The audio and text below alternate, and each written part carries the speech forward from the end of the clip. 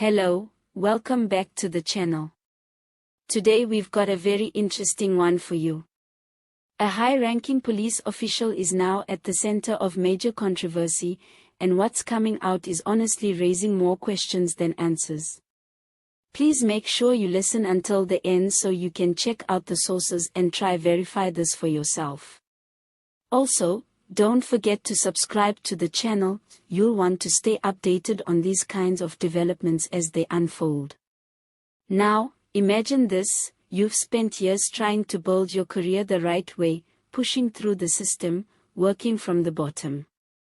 And then suddenly, it turns out that someone right at the top, a SAPS Lieutenant General, Nogel, might have gotten there by allegedly using a false identity.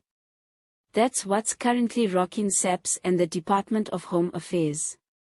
According to information currently circulating, a very senior SAPS officer who holds the rank of Lieutenant General is being investigated for allegedly using a fraudulent identity document to join and rise within the police service.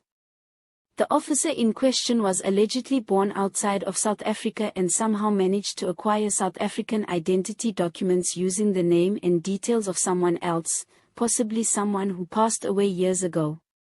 What's even more worrying is how far this man has climbed within SAPS, while the system failed to detect any red flags for all these years. It's believed that his ID document, education qualifications, and even security clearances were all built on this assumed identity, and this raises massive questions about background checks and internal vetting processes. Word is, the matter came to light during an internal audit of senior police personnel, where discrepancies began surfacing. Apparently, someone noticed that his fingerprints didn't match up with the name he was using, which led to deeper digging. And when Home Affairs got involved, things became even more suspicious.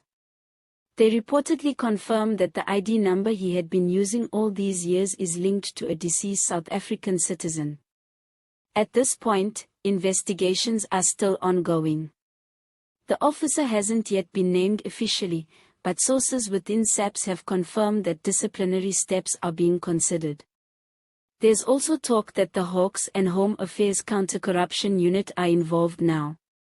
It's a deeply embarrassing situation for SAPS, especially considering the growing public concern around crime, leadership, and trust in law enforcement.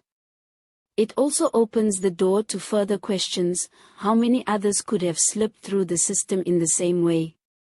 How does someone go for years with a fake identity and still get promotions, clearances, and responsibility over critical policing operations? Many South Africans are reacting with disbelief, while others are sadly not surprised. On social media, people have been saying things like, "No wonder SAPS is in such a mess if people with fake IDs are running things," and "so this is what happens when we turn a blind eye to corruption at the top." And then you've got people calling for the official to be arrested immediately, not just quietly demoted or made to resign. They're demanding accountability and transparency, especially because this isn't a low-ranking constable, this is someone sitting near the top of SAPS, influencing decisions and operations across the country. The Minister of Police has yet to issue an official statement, but pressure is mounting. Political parties and civil society groups are demanding full disclosure, and some are even asking whether criminal charges will be laid. After all, if the allegations are true, that means fraud, corruption, and potentially defeating the ends of justice. We'll have to wait and see how SAPS and government handle this one, whether this turns into another silent reshuffle or if someone is actually held responsible in public. South Africans are watching very closely. And just a little side note, if this guy really faked his way through all these years, he must have had the confidence of 10 men. I mean, most of us stress over a typo in our CVs, and this guy out here building a whole career on someone else's name. Yo.